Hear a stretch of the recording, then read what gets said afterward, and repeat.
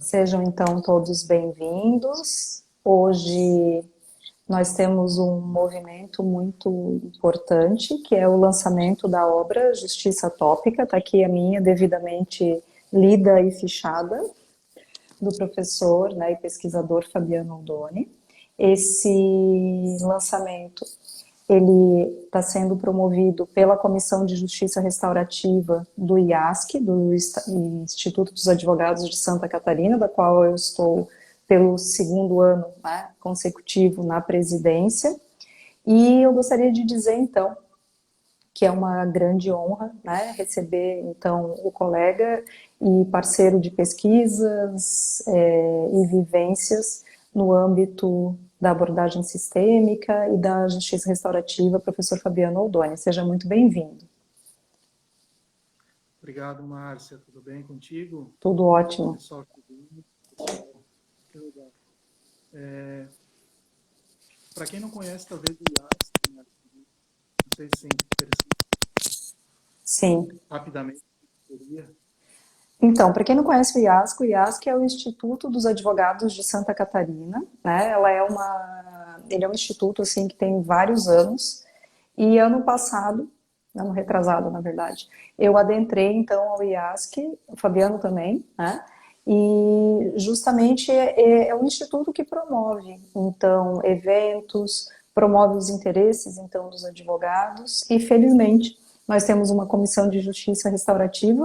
Acredito até, Fabiano, que a comissão de justiça restaurativa do IASC, ela veio antes da comissão de justiça restaurativa da OAB, né? Aqui no estado de Santa Catarina. Então, acabou sendo algo bastante interessante. E aí, eu estou, né, novamente na presidência da Comissão de Justiça Restaurativa. Essa semana a gente já promoveu um evento sobre suicídio e a importância, então, desse autocuidado para o profissional do direito. E hoje nós temos a satisfação, então, de receber o professor Fabiano. Valeu, Márcia. Obrigado. Tu sabe que esse livro tu acabou lendo e a gente conversou depois, resume algumas das angústias, né, das nossas trajetórias por aí. E eu tenho dito, onde eu tenho passado para falar sobre esse livro, ontem eu falei na comissão da OAB de Niterói. Niterói, na de BH, lá com a Camila, com a Cris, tem um grupo de estudo muito bacana lá. Inclusive, eles vão entrar em contato contigo para vocês fazerem alguns links também. Ótimo, E obrigada. duas coisas, assim. Esse livro é um livro pequenino, né? É um ensaio, na verdade, que tem 50 páginas, e ele termina com ponto e vírgula, porque é algo que estará sempre em construção. Essa é a ideia básica, né? De não terminarmos um pensamento, de não colocar um ponto final, porque a gente sabe que quem trabalha com o sistema, com o complexo, vai sempre estar agregando, né, coisas novas, sempre modificando esses olhares que são feitos. E a outra coisa que eu falo é que talvez a mensagem que é trazida ou a provocação que é trazida nesse ensaio não sejam para todos os leitores. Sim. Porque temos muitos, né, profissionais que estão na área jurídica que talvez ainda não vão compreender essa provocação. Estão ainda num movimento que é um movimento externo, um movimento que é extremamente necessário, né, que é um movimento extremamente necessário, um movimento que todos nós fizemos nas nossas etapas de vida, mas como a gente já tem uma caminhada mais longa, né, Márcia, já há 20 anos de labuta na advocacia, na docência, então a gente já passou por algumas etapas e a gente visualiza que muitas daquelas nossas verdades que eram ditas lá atrás, hoje já não fazem mais tanto sentido assim, né? E aí a gente começa a reorganizar tudo isso. E o que eu fiz foi tentar trazer essa impressão que eu tenho da vida para dentro do direito. E hoje depois talvez se der tempo eu trago essa percepção, já me veio uma outra questão que eu acho muito interessante, que tem passado batido, mas depois no final, se der tempo, a gente fala. Mas especificamente sobre esse livro, ele inova em duas questões. A primeira questão, na verdade, ele está embasado, né, no pensamento sistêmico e complexo, que é a base da constelação, a base da justiça restaurativa. Então, isso não é nenhuma novidade. Para quem nos acompanha, para Sim, quem, né, nos vê, nos ouve, nos lê, sabe que a gente trabalha sempre com essa base do sistêmico. Então, sim, não há uma novidade. Mas eu vejo que as duas formas inovadoras estão justamente na questão da transdisciplinaridade, sim. que é diferente da Disciplinaridade. interdisciplinaridade. A trans ela vai superar, ela vai passar pelas disciplinas e ela é algo que visa superar a fragmentação dos saberes, Uhum. que é um grande problema nosso, né? Nós temos saberes muito fragmentados. Então a transdisciplinaridade ela não é vista hoje nas academias, Não. nas escolas. Nós temos uma interdisciplinaridade. As disciplinas até conversam entre si, mas elas não há uma base comum entre elas, Eu tô né? Se eu rindo, te pergunto, sim. Eu tô rindo porque, assim, eu até estava vendo uma analogia, então, com relação à interdisciplinaridade, que, assim, elas conversam, mas o centro delas continua ainda sendo elas mesmas. Então, exatamente. eu até vou conversar com você, mas eu vou olhar a partir da minha lente. Então, assim, eu que sou, vamos supor, do direito internacional, dentre outras coisas, tu que és do penal, vamos dizer, nós vamos olhar para um fenômeno, mas cada um a partir da nossa visão. Isso é interdisciplinariedade. A transdisciplinariedade é um passo muito maior, muito mais arrojado e que pressupõe do profissional, né, justamente esse perfil transdisciplinar e que perpassa por autoconhecimento. Então, você não vai ser um profissional transdisciplinar simplesmente virando a chave, dizendo a partir de agora eu atuo de forma transdisciplinar. Você não consegue Não. enxergar o mundo de forma transdisciplinar se você não mudar o teu paradigma de pensamento.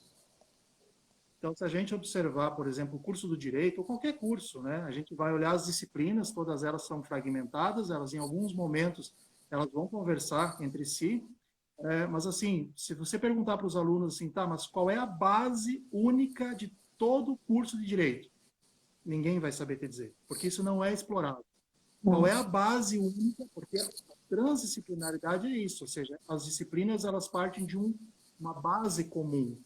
Então eu posso, por exemplo, trabalhar, imagina o seguinte, fazer um curso de direito com uma ementa que a base é a dignidade da pessoa humana. Sim, Todas as disciplinas precisam transpassar por isso. Isso é transdisciplinaridade. sim, Então, o que é feito não é transdisciplinar. sim. É feito uma interdisciplinaridade. Interdisciplinaridade. Então, esse livro busca justamente isso, ou seja, trazer uma base comum. Qual é a base comum aqui? Entre o pensamento sistêmico, o pensamento complexo, a transdisciplinaridade e a transpessoalidade. É uma visão holística. Mas não é um holístico no sentido do místico. É aí que isso tem que deixar muito claro, senão Sim, o pessoal sim. leva a questão da religiosidade, enfim, não tem nada disso, né? É uma visão mística no sentido do homem integral. Holística, E aí é holística. que entra, holística, né? Aí é que entra a questão da transformidade, né? Mas que é aquele Sim, exercício de compreensão, né? Do homem integral. Ou seja, nós sim, somos compostos de vários corpos, né? E isso não é uma questão religiosa, é uma questão científica. O Jung exato. traz isso. É uma Sim, questão quântica, né? O Amit traz isso. Então, isso é ciência, isso não é misticismo. Então, a ideia desse livro é justamente você trazer isso para dentro das relações jurídicas. E não apenas para aqueles que buscam, né, os clientes ou os litigantes, assim, mas principalmente é um olhar, é uma provocação para aqueles que estão à frente dos movimentos. Seja o juiz, seja o promotor, o facilitador, seja o advogado. Então, há uma necessidade de um movimento muito interno, né? Um movimento dessa transpessoalidade, no sentido de compreender o que motiva, né? E quais os efeitos desse conflito. Isso é para além do indivíduo. sim. Então, é uma posição, é diferente, né? E tu que leu, não sei qual foi a tua impressão, mas pelo menos uma coisa é aquilo que a gente tenta passar, outra coisa é aquilo que o leitor vai receber, né? Sim. São angústias, mas nem não necessariamente é a sua, né? Sim, sim. Eu gostei, eu sim, claro, gostei muito, é a mesma coisa que não falar nada, mas vamos lá. Eu gostei muito, e te falei, te mandei por mensagem, falei, olha, tá muito bem articulado. Eu gostei muito da forma com que como ele tá desencadeado e como ele vai se perpassando. E realmente é isso, né? Essa ideia da justiça tópica, né? Um lugar sem lugar, como você bem trouxe, né? Ele é essencial. E chega uma hora mesmo que até, eu não sei se essa também uma das tuas inquietações, mas eu me irrito um pouco com nomes, vamos supor, isso é justiça isso, outra é justiça aquilo, e na verdade a gente está olhando para algo maior, né? E muito, para mim, até para tu entenderes como que eu recebi isso, eu gostei do lugar sem lugar, porque para mim o Justiça Tópica ele traz uma possibilidade de integrar as múltiplas dimensões do humano, o humano em interrelação, né? Interrelação com os outros seres humanos, com o meio ambiente, com os animais, com o planeta, e sem ter que necessariamente estar sob a égide de uma justiça restaurativa, por exemplo, ou do direito sistêmico, né? Então, tem horas que isso tudo é muito pequeno diante do todo, né? Então, assim, às vezes é você olhar para algo, fazer um zoom, né? Olhar para uma coisa bem pequenininha, ficar preso às vezes a um rótulo, sendo que na verdade a gente está olhando ou buscando, né, atuar em prol de algo maior. Então, para mim, fez muito sentido. Eu gostei muito. Eu realmente, eu gosto de dizer, eu trago, eu mostro aqui que eu li, fichei, botei as partes que eu gostei mais, porque eu faço isso quando eu gosto. Quando eu não gosto, eu não faço isso. Mas eu gostei bastante. Né? Tem vários pedaços aqui. E, inclusive, o que está aqui separado é esse modelo que denomino Justiça Tópica, é um lugar sem lugar, né? Que não se preocupa apenas com o processo, mas transcende numa busca pela harmonização das relações, tanto quanto seja possível. Então, esse ponto eu acho que é um ponto essencial, gostei muito disso. Então, Não dá. a gente. É o respeito muito do outro, né? Exato. Não é porque eu vivenciei determinada experiência, ou porque eu fiz uma constelação, por exemplo, ou porque eu fui, né, sei lá o que eu fiz, e aí eu quero trazer isso para o outro, né? Então, trazendo para o nosso contexto, até para trazer, eu enxergo muito a questão muitas vezes dessa imposição do que eu percebo como magistrado, como advogado, o advogado que muitas vezes até o cliente não vem querendo a facilitação de uma dinâmica de constelação, ele queria um advogado e a pessoa se coloca no lugar de terapeuta.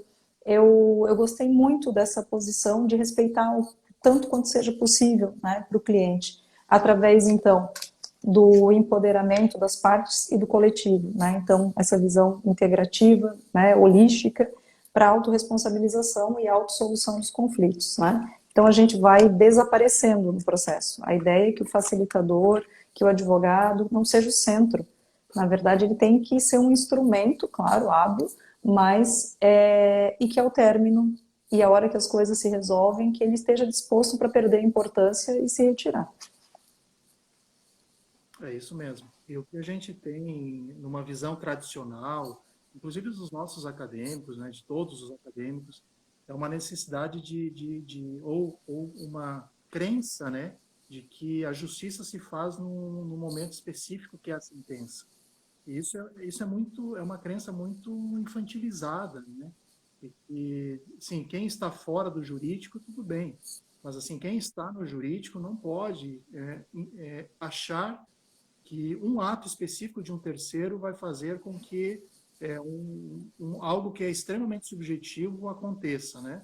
Então, a proposta é justamente isso, esse não lugar é porque em todas as etapas, em todos os caminhos, em todos os momentos dessa relação, e inclusive extrajudicial, porque a ideia não é judicializar Sim, aí as questões, mas muitas delas precisam, mas que esses sujeitos processuais que estão, de alguma forma, atuando nesse conflito, que eles têm uma criatividade, que eles têm um insight criativo para sempre buscar essa harmonização. Então, a ideia de justiça aqui que eu trago é uma ideia de você harmonizar as relações. E essa harmonia de relações, ela não se dá nunca por um ato sentencial. Ela não se dá nunca por um parecer. Ela se dá justamente pelo encontro, pela fala, pela comunicação.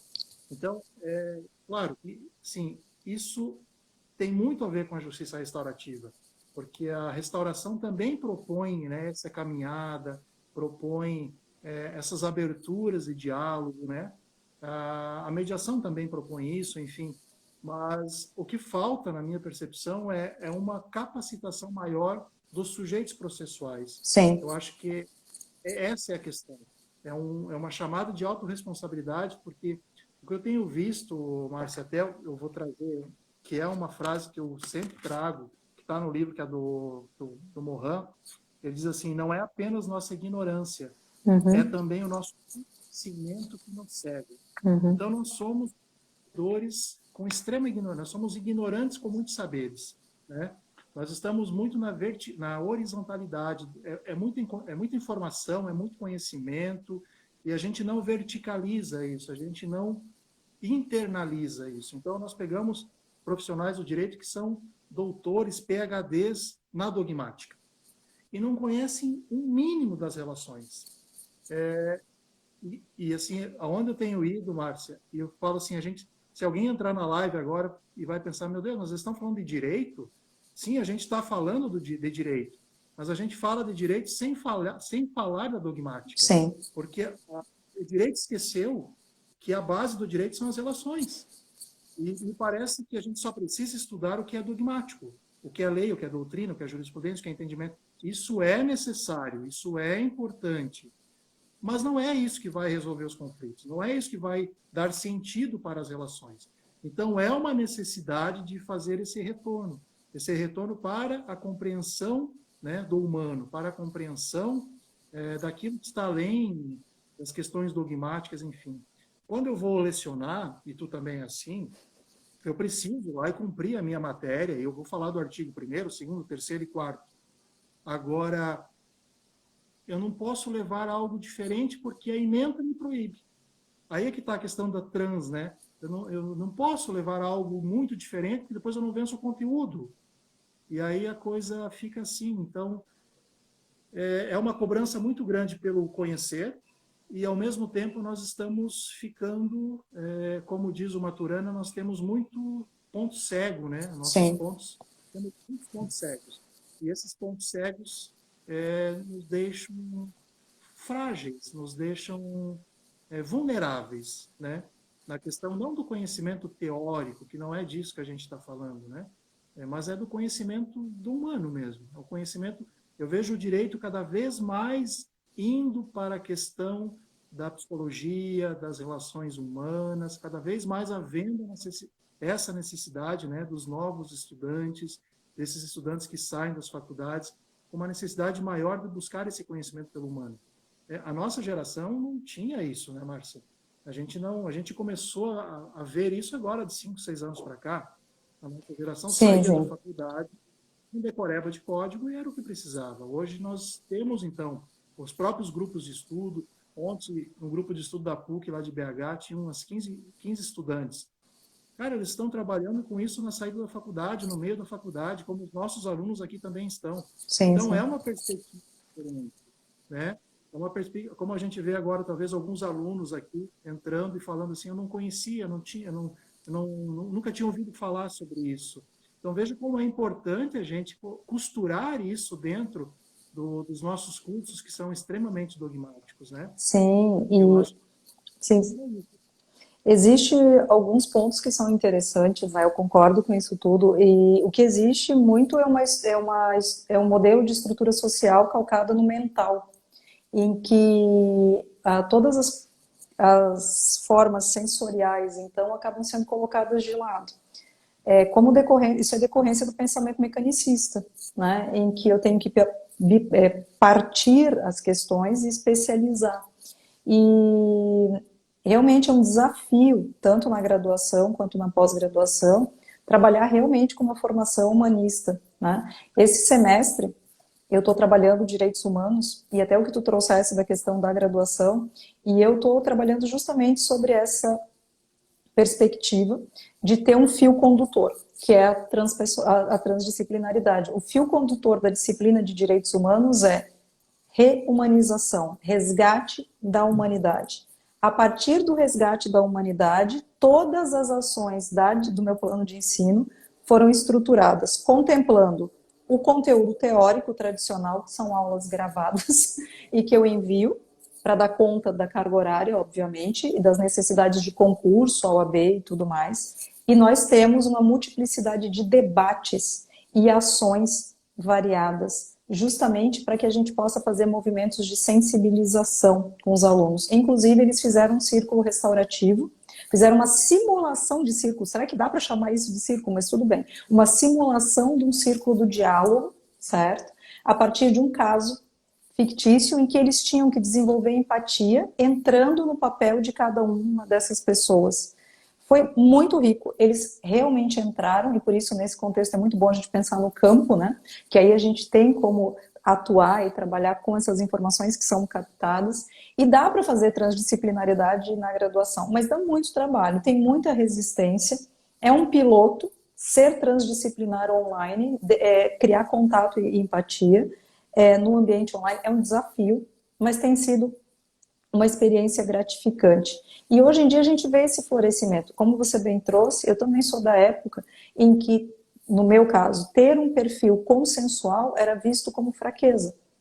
Então, por exemplo, eu era péssima, porque eu nunca quis litigar, nunca dei para nada. E eu fui estudar essa tal da mediação e arbitragem.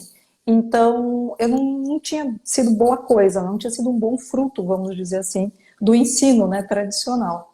E demorou muito tempo para que essas competências passassem a ser valorizadas. Mas, felizmente, hoje em dia a gente vê, né, talvez agora com o nome de soft skills, que virou modinha, né, chamar de soft skills, e até eu faço uma brincadeira agora, assim, quando faço as intervenções, né? Joãozinho fala sobre soft skills, né? Mas aonde? Me conta um pouco, aonde que você desenvolveu as suas soft skills? Porque soft skills, você não compra o diploma de soft skills, né? Você não é um processo tão fechado quanto das hard skills. Então é difícil você querer propagar soft skills sem fazer processo interno, sem fazer resgate da tua humanidade.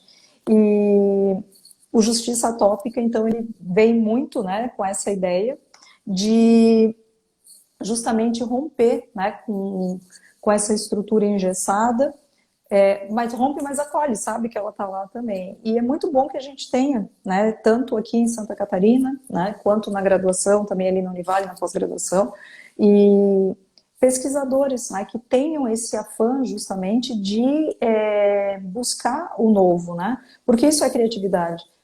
Produzir algo a partir, né, algo inovador, a partir de muitas vezes algo que se pensa, justiça, se pensa em produzir um software, né? Mas na verdade você não resgata e não se conecta com a dimensão humana. Nós estamos numa fase que estamos tentando ensinar os robôs a julgar, né? Sim, eu Nós vi. não ensinamos humanos a julgar ainda. Então, mas parece que está havendo um salto e estamos esquecendo do fundamental, que é a questão da humanização. Sim, Sim, é importante todo esse movimento, é necessário, né? O judiciário sim, vai precisar disso, mas, gente, não é o principal, né? Eu acho que se perde um pouco o foco quando se investe em muitas pesquisas, se perde muito tempo escrevendo e pesquisando sobre algo que é importante, sim, mas para mim não é o fundamental, né? A justiça funcionou até hoje sem isso. Agora, sem um humano organizado mentalmente, um humano que se conheça, não saudável, tem né? robô que não tem robô que vai dar jeito. Então, o que a gente precisa fazer, talvez, é chamar a atenção de que a gente não pode esquecer da humanização desses magistrados, Sim, da humanização desses promotores, da humanização desses profissionais que saem do direito, né? E esse é um papel que às vezes às vezes não, a gente tem muita dificuldade de conseguir falar isso nos espaços acadêmicos em razão da rigidez do próprio movimento curricular. Mas a gente vai ter que fazer nesses canais extras, né? sim. Extra-sala, esses canais alternativos. E esse livro, esse ensaio, ele inclusive entrou aqui o selo Tabibuia, que é da editora IP de Itajaí, que fez um trabalho muito bacana, Sim, lindo. atuando. Eu fiz questão de fazer com Itajaí, porque justamente é o nosso, né? A gente é daqui, então a gente privilegia também o nosso movimento, o nosso povo aqui, né? E então, assim, voltando para a questão que eu tinha falado antes, Márcia, que às vezes o que foi dito aqui é muito, assim, tu vais depender muito do destinatário, de quem vai ler, né? E tem muitas pessoas que não vão compreender porque justamente não estão nesse momento. Sim. E isso é compreensível, né? Então, é totalmente compreensível se eu pegar um texto desse e colocar lá no terceiro, quarto período, o pessoal não, assim, não vai fazer muito sentido. Sim. É natural isso, em Sim. razão justamente do florescimento, de um florescer de consciência. Isso vem com a vivência, né? Então, mas enfim, está posto, né? O que a gente vai esperar é justamente para ir construindo agora, trabalhar em grupos de estudo, para que as pessoas possam trazer também as suas impressões, né? Que isso vá, de alguma forma, vá produzindo outros frutos também, né? Eu acho que a semente está plantada. E a gente não planta semente para que os outros gostem, né? A gente planta semente porque essa semente está com a gente, se a gente segura, ela não cresce. Então, vamos pôr para frente, né? E é por aí. Eu gostei muito da estrutura de ensaio também, né? Eu acho que a gente pega alguns livros que são essenciais e são livros que são ensaios, porque trazem, né, justamente um início. E realmente, se você não fizer o movimento de externar algo que está aí dentro, né, ou então o autor tem aquela inquietude, né, são inquietações. Quem pensa, né? Então, assim, você tem duas escolhas, né? Ou você vai ficar feliz e não vivendo num âmbito de ignorância, ou você vai pensar e vai viver o tempo inteiro na dúvida, na incerteza e na angústia. Então, mas é saudável. Eu digo assim, a minha escolha está feita. Nós vivemos nas dúvidas e nas angústias. Então, é muito importante que se faça o movimento. Então, gostei da estrutura de ensaio, porque eu achei uma leitura muito agradável e muito objetiva. Toda vez que eu olho para o livro e falo assim, sabe aquele livro que você lê e você fala assim, nossa, você aproveita de cabo a rabo, né? Porque justamente ele está muito bem estruturado. Então, eu acho louvável, né? Acho muito bacana a estrutura de ensaio. Digo, inclusive, como autora também, é uma coisa que me fez repensar, porque às vezes a gente tem inscritos que ficam esperando dar uma engordada para poder fazer e para poder lançar. E eu gostei muito desse aspecto também, ter o Libertador, de lançar como ensaio. Então, queria te parabenizar também por isso, que são coisas que às vezes a gente não tem tempo de estar falando também, mas que me tocou também, da questão da liberdade do ensaio, que é algo que traz também aquela questão. Não estou trazendo algo robusto, estou trazendo robusto no sentido de que não estou trazendo uma tese que nem você trouxe. Não é Exato. algo fechado. Não, eu estou trazendo um ensaio. Essas são as minhas angústias nesse momento, né? E vamos levar isso para frente. Pode ser que daqui a pouco venha uma série de ensaios, venha lá um livro de 500 páginas sobre o tema, mas a semente foi lançada. E eu gosto sempre de dizer, quando eu faço as palestras também de lançamento de livro, que é assim, um livro é um ato de generosidade. Por quê? Porque o conhecimento, se ele fica retesado, se ele fica contido, esse aí é um ato de egoísmo, né? Ele é um ato que, assim, eu tenho conhecimento, eu deixo ele aqui, ninguém pega, e para você chegar comigo, para chegar aqui, você não chega, né? Então a gente sabe desse perfil também, né? Principalmente na academia. Então segura aqui, eu nunca dou o pulo do gato, aquela coisa assim ainda. E eu gosto de dizer que o livro é uma partilha, né? Então eu digo assim, olha, a minha incerteza nesse momento tem esse nome. Então, receba. Será que a minha incerteza é a tua? E vamos junto, né, caminhar rumo a essas incertezas e criando essa grande rede. Então, te parabenizo também pela estrutura de ensaio, que eu gostei bastante também. Obrigado, Márcia. Talvez eu vou te fazer saindo um pouquinho do tema do livro, mas eu estava pensando hoje à tarde sobre uma questão. Eu queria até a tua opinião. Não sei, e essa questão da constelação é mais contigo, né? Olha só, a gente tem uma questão, a gente, uma das leis sistêmicas é a questão da hierarquia, né? De cada um no seu lugar, né? E isso é muito, muito visível nas relações empresariais, enfim, e na relação familiar. Quando alguém sai do lugar, tu sabe que sempre há uma questão, né, que gera um problema. E trazendo isso para o direito, nós sabemos, isso é uma realidade, ninguém precisa esconder, de que muitas decisões são tomadas e não são tomadas pelo juiz. A gente sabe que não são tomadas por assessores, enfim.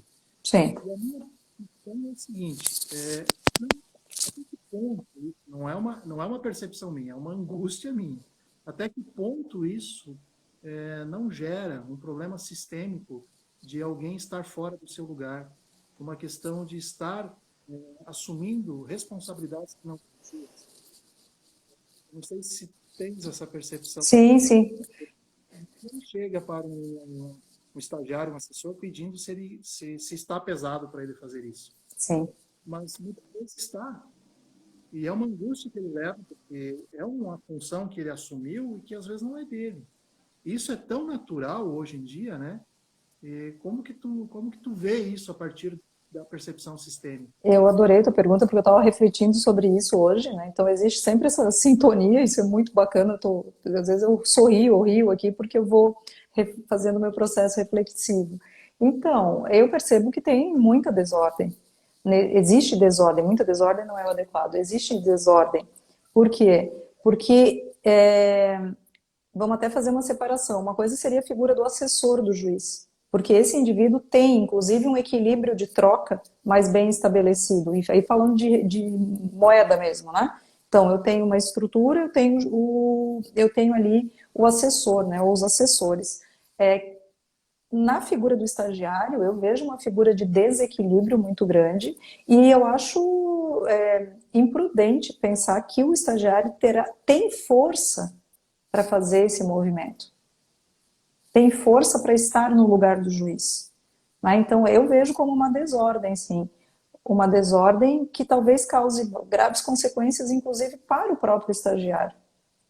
Né? Então, assim, até que ponto o estagiário que está com aquele peso, né? Então, na verdade, esse peso é seu, porque você é um adulto concursado, que você tem toda essa estrutura, você tem suas formações, você tem toda uma estrutura para isso. E aí você diz, não, você entrega isso aqui para alguém que está lá no comecinho, né? Muitas vezes, alguns com muita competência, mas alguém que, fazendo até um comparativo da postura do adulto e da criança, alguém que ainda está na criança, porque ele está caminhando.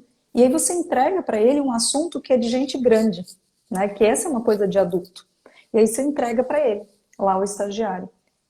Né? Porque ele está lá para aprender, ele está lá para ver, ele está lá para fazer esse processo, mas não para julgar. É um peso muito grande. Você, juiz, fez a escolha a partir do adulto de julgar. Se isso está pesado para você, aí vai para a questão de você entender o porquê que isso está pesado. Não sei se fui clara. Mas eu concordo, sem entrar na questão dos problemas jurídicos na outra ponta, Sim, mas nem falo pensando disso. na questão dos problemas do emaranhamento que essa Sim, pessoa que não tem papel, né, acaba assumindo funções que não são delas. Veja que eu não vi nenhum magistrado que trabalha com as questões sistêmicas abordar isso. Talvez faria uma pergunta para algum magistrado que trabalhe que tenha a percepção sistêmica, né? Porque é um cuidado que ele tem que ter, né? É um cuidado. Porque o juiz que não tem a percepção sistêmica, tudo bem, ele não está obrigado a ter esse olhar.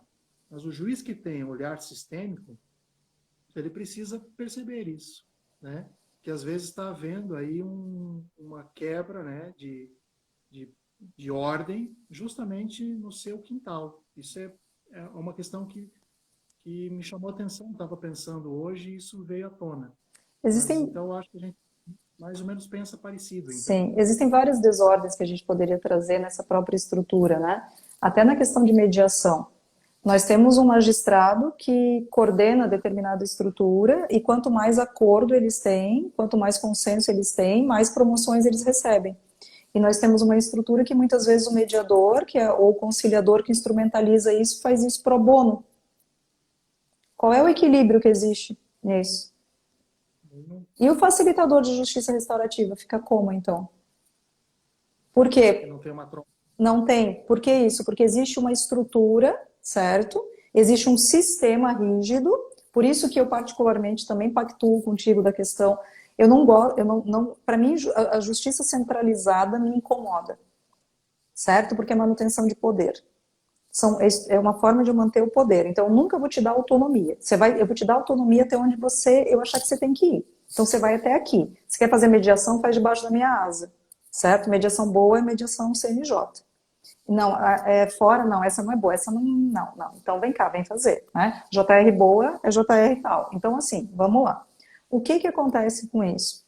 Existe uma estrutura que se nutre, se retroalimenta, e um sistema rígido que não quer se abrir, que ele não quer mudar, certo? Então o que que ele faz? Ele faz o seguinte movimento: eu deixo você entrar pela porta que eu escolho que você entre, na medida que você entra. Porém, eu tenho o meu crescimento profissional, eu ganho a minha promoção, eu ganho isso, ok? Então, eu promovo a justiça, eu promovo a pacificação social. Mas e como é que fica quem é agente da promoção? Não tem sentido que não haja equilíbrio de troca. E aí eu vou além, para uma questão para provocar quem está ouvindo também, para provocar você também. Você está ouvindo, mas assim, no geral, compreendam. Qual é o equilíbrio, então, de troca que é feito? De que maneira, às vezes, o facilitador de constelação, por exemplo, ele não usa o rótulo, eu sou facilitador do juiz tal ou da juíza tal. Eu dei uma aula na academia judicial e eu sou professor permanente daquilo. Então, nós temos que cuidar com isso, porque muitas vezes a moeda de equilíbrio, a moeda de troca que está sendo dada, é outra. Então, como é que fica a questão ética nesse caso? Então, eu sou sistêmica, eu sei do equilíbrio de dar e receber. E por que eu não promovo esse equilíbrio de dar e receber de uma forma ética, de uma forma justa? Então, esse é um ponto também, são algumas feridas que precisam ser tocadas, porque esses movimentos são feitos ainda, e aí vamos trazer para a questão da constelação, pro bono. O constelador trabalha voluntariamente. O juiz recebe a promoção em decorrência do andamento do trabalho do constelador. E aonde fica o equilíbrio? É uma questão de equilíbrio de sistemas daí. Sim. E é uma... Onde fica o equilíbrio? Não, eu não vejo equilíbrio nenhum. E aí o equilíbrio é feito por outras formas. Né? E isso aí é uma questão que a gente precisa ver. É uma questão que acaba sendo captação de cliente. A gente não tem resposta. Não. Eu não tenho resposta. Até pelo fato de eu não ter resposta, não significa que eu não queira perguntar. Então, são dúvidas que a gente tem, são perguntas, a gente tem a obrigação de fazer essas perguntas e de deixar isso, né? Inclusive, é um tema que dá para fazer pesquisa. Né? Trabalho de conclusão de curso. Sim. Geram artigos. De pesquisa.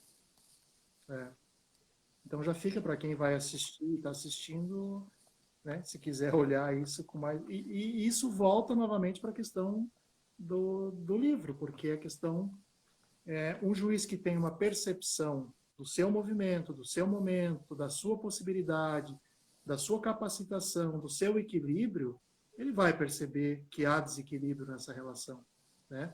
Então, um promotor, porque a gente, sim, isso acontece em todos os ramos, não é só a questão jurídica a gente pontua a questão do juiz em razão de ser o ato, a decisão final dele, Sim. que é mais importante nesse sentido, né? Mas isso acontece também, esses desequilíbrios acontecem dentro do escritório da advocacia, Sim. esses desequilíbrios acontecem dentro do Ministério Público, dentro de uma defensoria, porque é todo um sistema engendrado, né, e que vai haver esses desequilíbrios. Mas fica aí a ponderação, né, Márcia? Quem tiver interesse em fazer pesquisa, talvez até nós, né? Começar a refletir isso.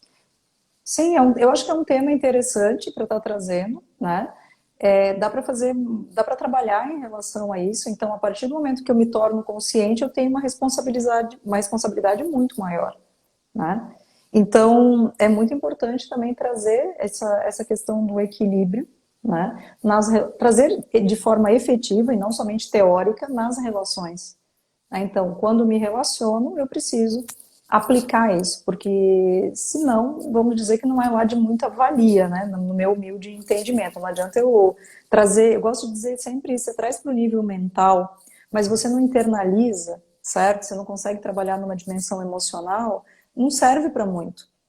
Né? Então você vai ter por exemplo, você vai estudar, sei lá, filosofia, né? Você gosta bastante de Nietzsche também, eu tenho lido muita coisa, mas dentre elas tenho lido algumas coisas de Nietzsche que eu gosto, outras que eu detesto também, mas tudo certo. E você vai ler, ler, ler, você vai ter aquilo ali quase que como repetindo, mas você faz um processo sem sentir, né? E aí, a partir do momento que você simplesmente seja um replicante de fala ou de passagem de texto, isso não serve a muita coisa. Então, esse movimento, quando a gente projeta essa questão tanto para o sistêmico, quanto para a justiça restaurativa, ou para qualquer abordagem mais humanizada, inclusive a filosofia, existe uma necessidade de vivenciar, não simplesmente repetir, né, frases feitas, né? E isso é uma coisa que eu vejo ainda uma dissociação muito grande, né? Eu fiz um treinamento agora sobre, entre outros, sobre personagens internos, né? Então a pessoa tem um personagem que é justamente o dogmático e ele tem um que é o humanizado, só que eles não conversam, né? Eles vivem no isolamento. Eu tenho um personagem fictício que às vezes aparece só nas redes sociais, né?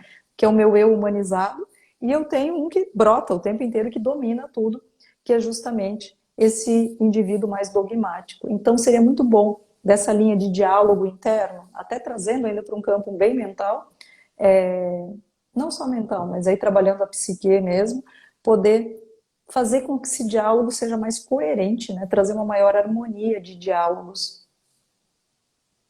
Márcio, nosso tempo está acabando aqui. Eu Sim, vou usar uma frase sim, querido.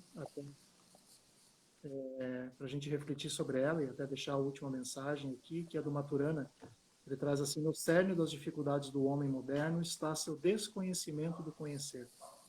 Então é uma frase bem profunda, né? A gente Sim, voltando novamente para a questão da horizontalidade, do conhecer, e a gente precisa justamente fazer esse retorno, né, para o descobrimento de si próprio. Eu acho que é nesse sentido que o Maturana traz essa sim, questão do, né, muito conhecimento, mas pouco autoconhecimento. sim. Então, finalizamos aqui a minha parte, pelo menos. A questão do livro é justamente essa provocação, ou seja, é uma questão de você fazer esse autodescobrimento dentro do jurídico, mas não só dentro do jurídico, dentro de todas as relações em conflito ou não, né?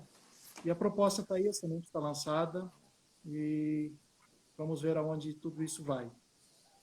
É isso aí, eu te agradeço novamente em nome do IASC, em nome especificamente da Comissão de Justiça Restaurativa, dizer que é um grande prazer, né, poder contar com as tuas obras, com o teu pensamento, e é isso aí, nos vemos amanhã na pós. Grande abraço, obrigada para quem esteve presente, para quem vai assistir depois, né, muito obrigado pela audiência também. Muito obrigada. Tchau, tchau. Boa noite.